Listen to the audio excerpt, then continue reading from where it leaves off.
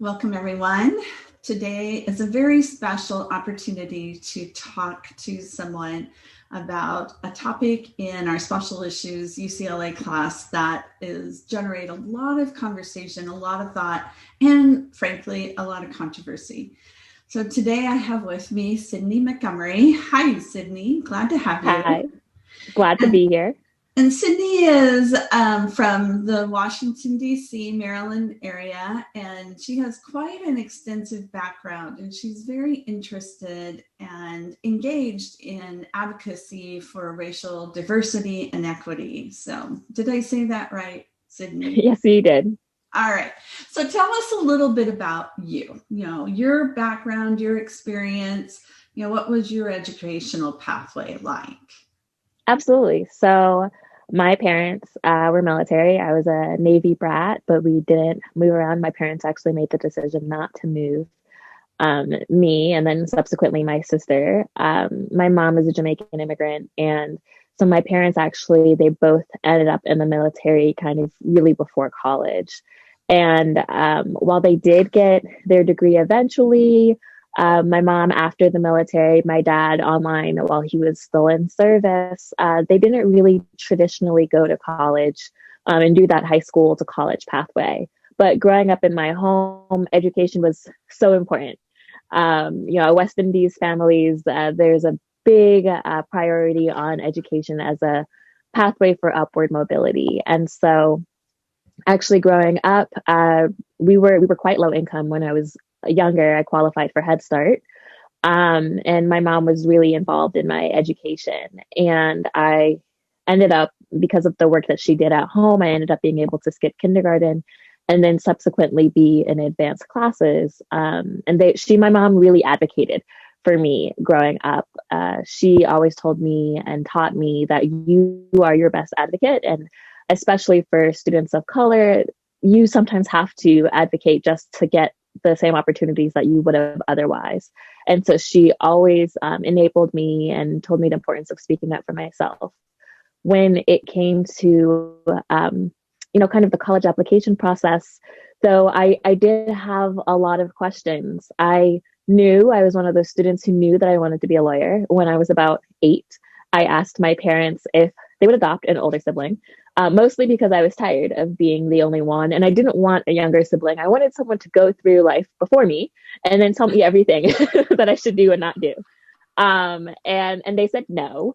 They had these Wednesdays child commercials that or kind of programs that were on TV at the time where they would show all the children who were free for adoption from the system, children who had had their parental rights already terminated. And so they were clear, as we call it, for adoption. And in my head, this made perfect sense. These were children who needed homes. I needed a sibling.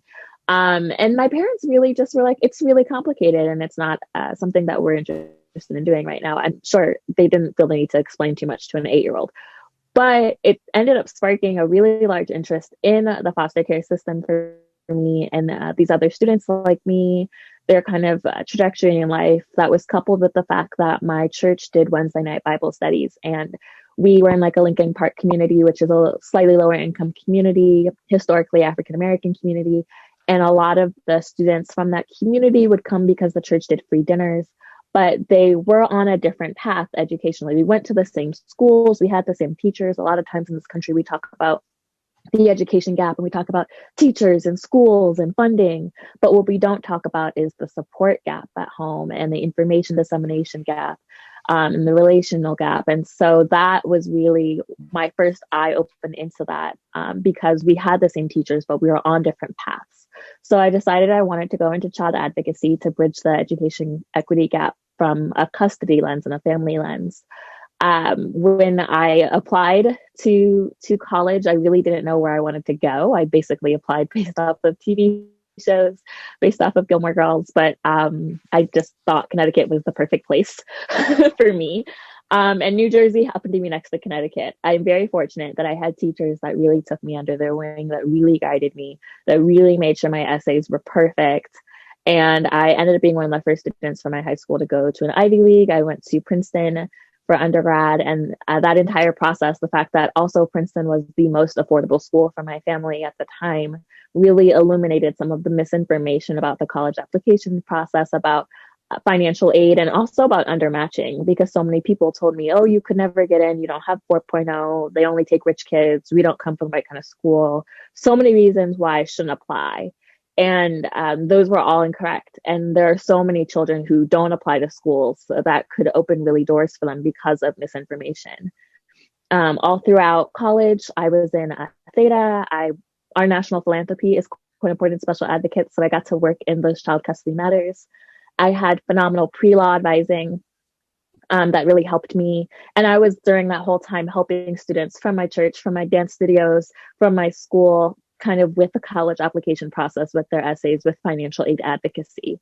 And so I was able to matriculate from Princeton to Harvard Law School. And then that fall, Princeton ended up losing their pre-law advising. And so there was no pre-law advising for a couple of years, not truly. And so I, once again, kind of stepped in and helped a lot of the Black and Brown students, my classmates, through the process, because we're the least likely to have guidance in the law school application process.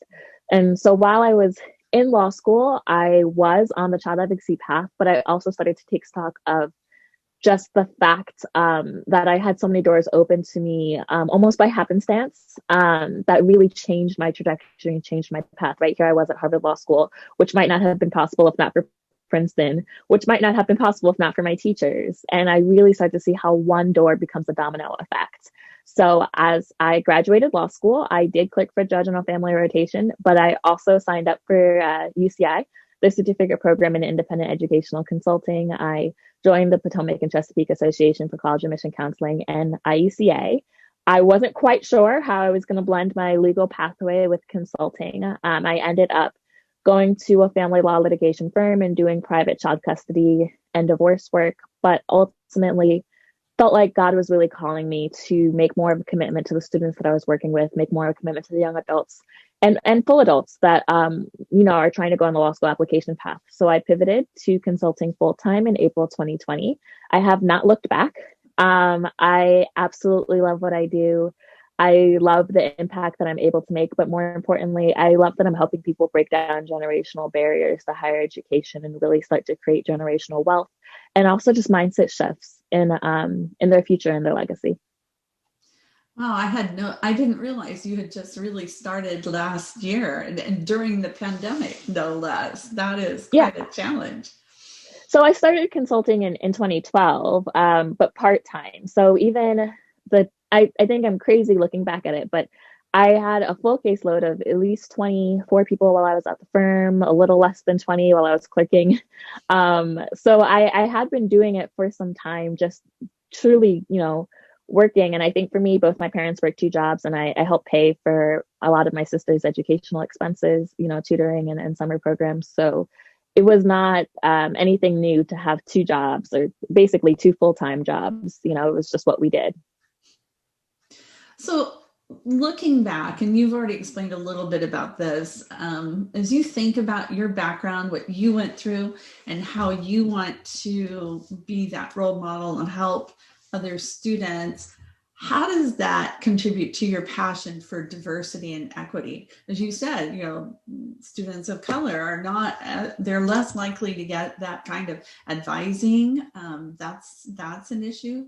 What else do you see, from your experience, or what your goals are to contribute to diversity and equity?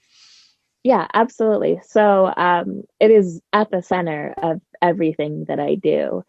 I'm primarily a law school admission consultant. And one of the reasons why I kind of made that shift from doing both equally to focusing more on law school is just the influx of people.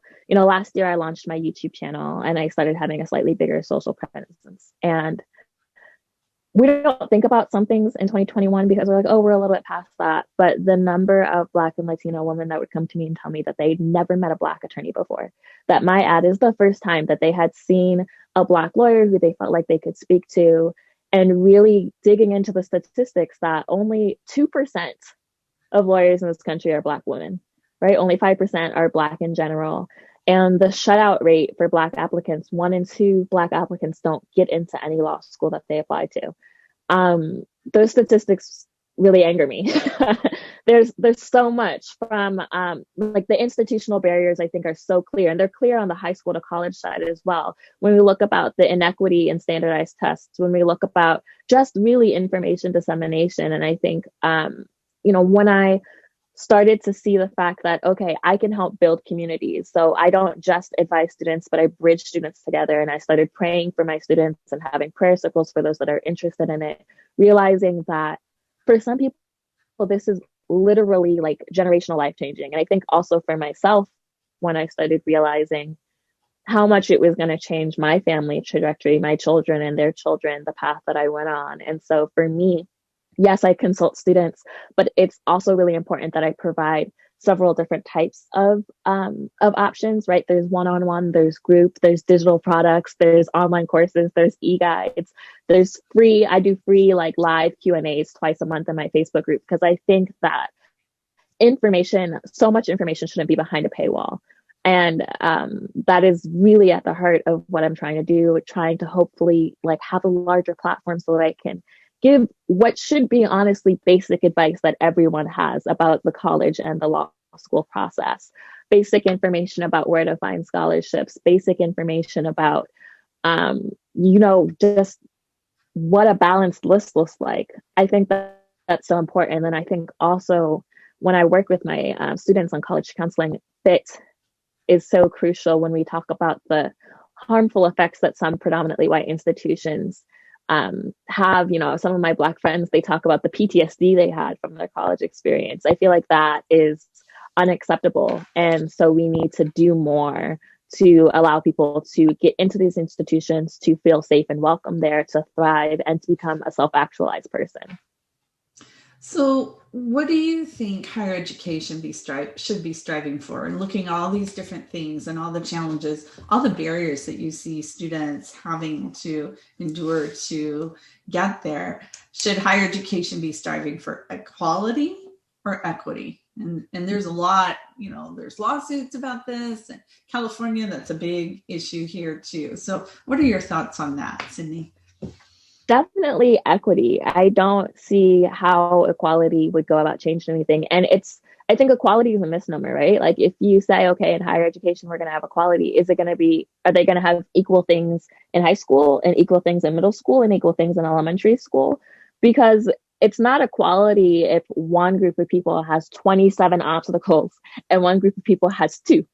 That's not equality, right? If you serve them equally, you're really doing them a disservice. So I think that while equality sounds nice, it is a complete disregard of the reality of the situation that we're living in. We're not living in a system that from its very beginning, from the formation of this country, and when we talk about, slavery, we talk about sharecropping, we talk about Jim Crow, like there has never been a time when there was equality. So I feel like equity is the only answer to generations upon generations upon generations of policies deliberately put in place to keep certain groups down, right? And so for me, it's not enough until there aren't any underrepresented minorities. We look at the population of this country, African Americans are 13% of the population. Right. And like across the board, almost most schools are, at least the top schools are about maybe 7%. Per most of them, it's like 4%, right? You look at the UC system, it's been 4% for the past almost 20 years. What is that, right? There are plenty of talented Black students, and not just Black students, Latinx students, Native American students, right? Like this notion that there can only be 4% of students that are that qualified is just wrong, right? It means that you're not doing enough to recruit, you're not doing enough to retain. Right. Well, and it's interesting because this year, because of the pandemic, the statistics for the University of California system just came out, and they've actually seen a much greater admissions rate of students of color. And much of it has to do with the waiver of the test, the standardized testing, because those students are then able to, their strengths and what they have to contribute to the campus is shining forth a little bit.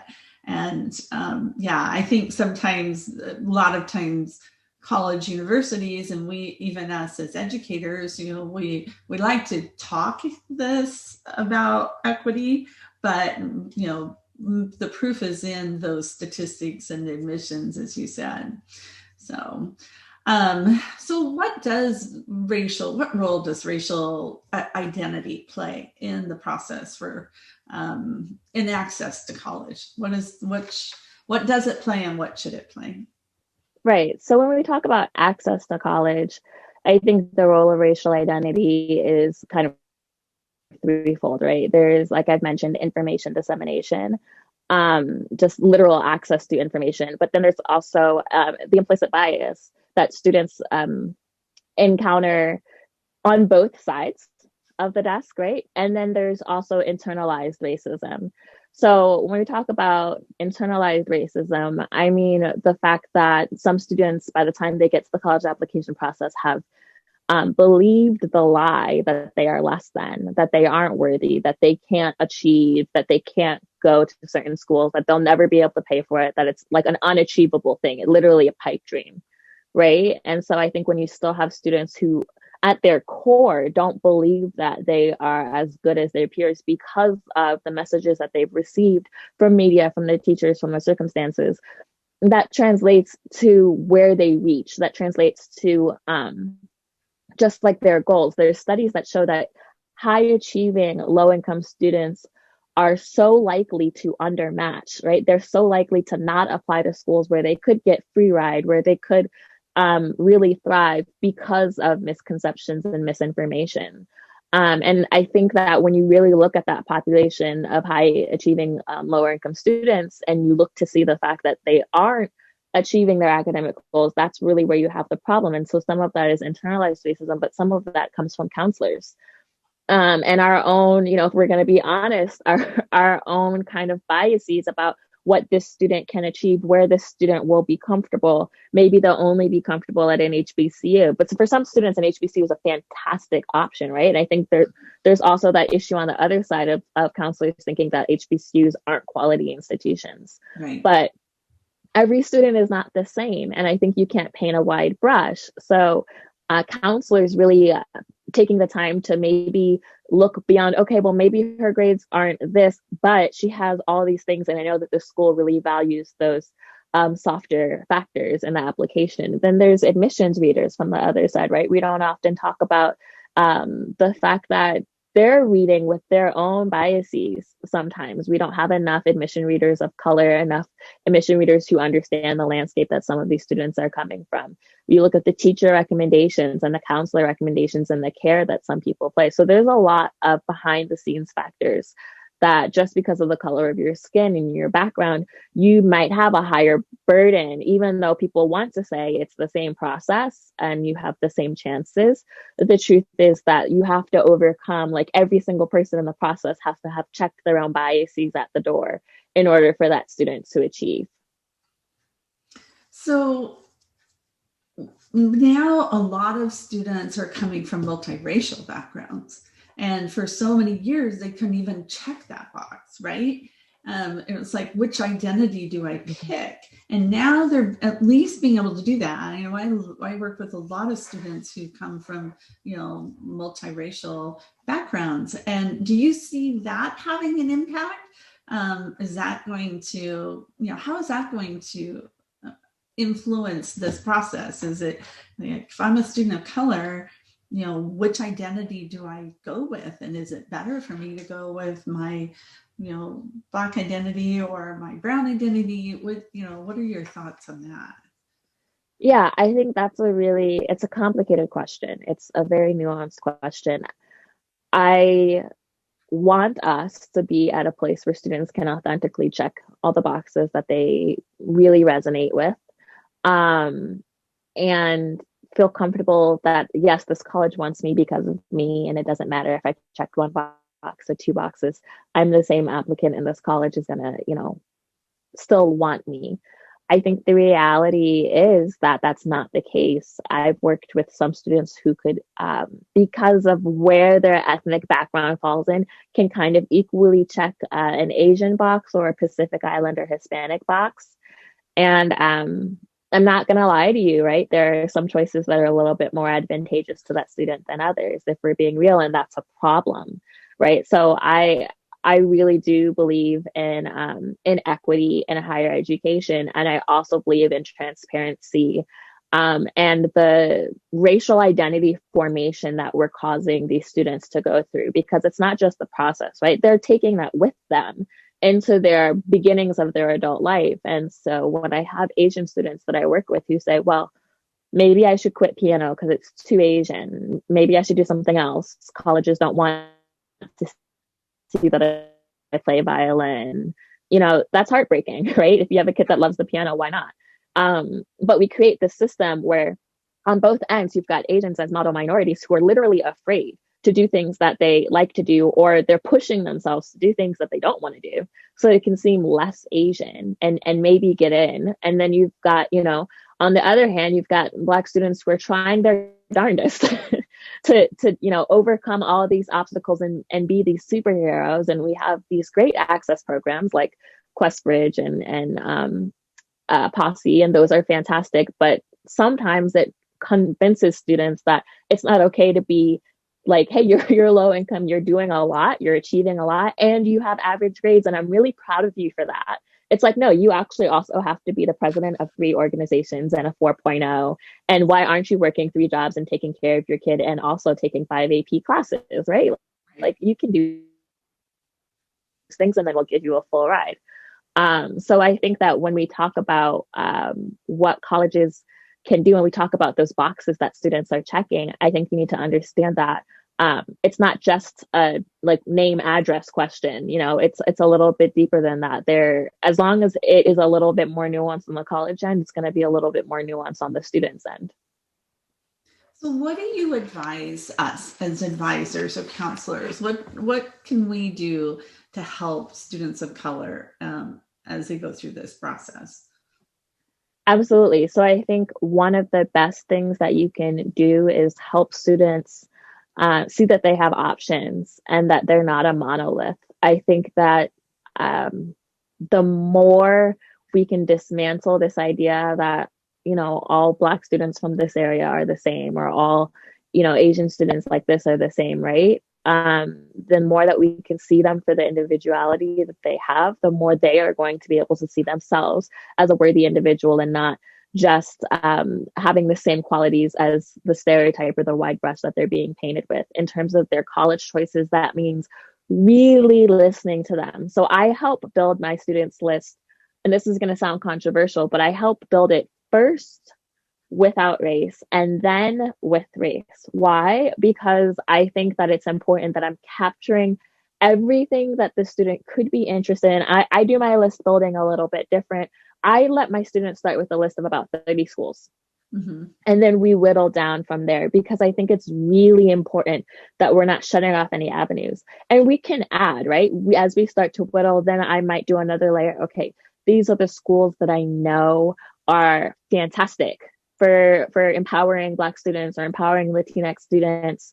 These are the schools that I know have really great community. Let me see if we can add any of these to the list, right? So, but that first lens, I don't want them to feel immediately like their choices are limited because of the color of their skin. And I have them do that demographic search themselves, right? I want you to pull up the demographic data, and then I want you to talk to students. I think having students talk to literally, like, almost every college at this point has a multicultural ethnic group, student group. They have emails. They usually have a membership chair or a vice president, right? Have them talk to someone their own age in that group, because they'll tell them.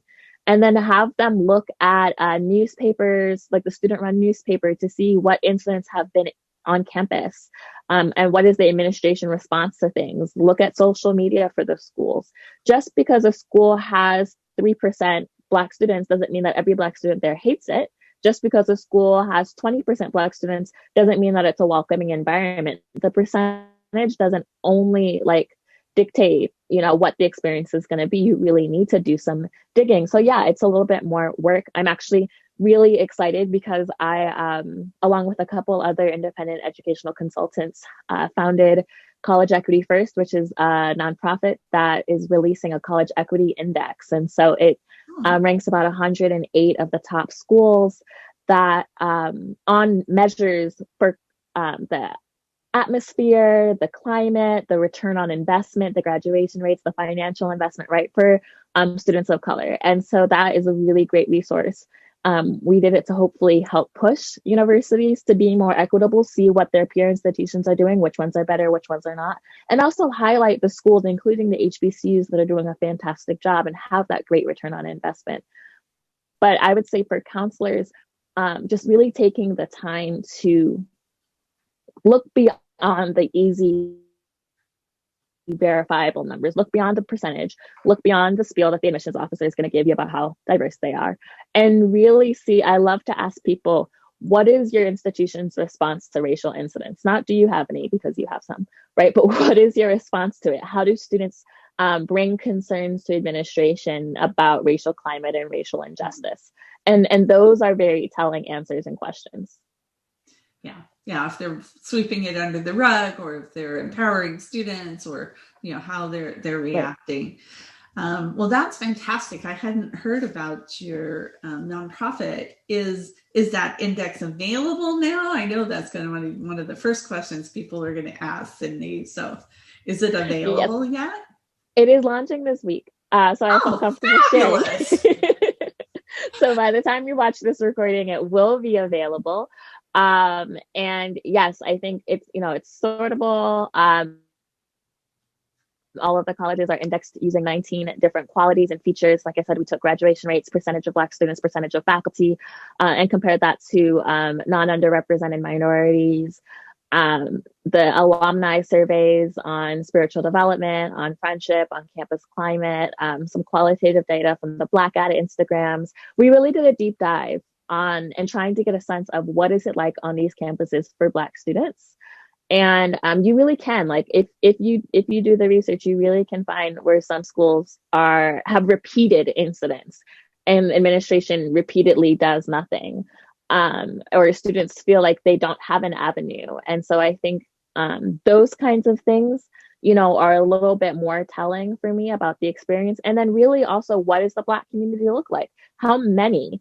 Or Latinx or Asian, right? Like, how many student groups are there? Do they meet regularly? Is there a mentorship system? Because if that community is strong, that can really enhance a student's experience, even if it's a small percentage at the school. Right. Yeah, to find that support community. So if somebody needs to ask you a question or wants to reach you, how do they reach you? Absolutely. So I can always be reached at Sydney@smontgomeryconsulting.com.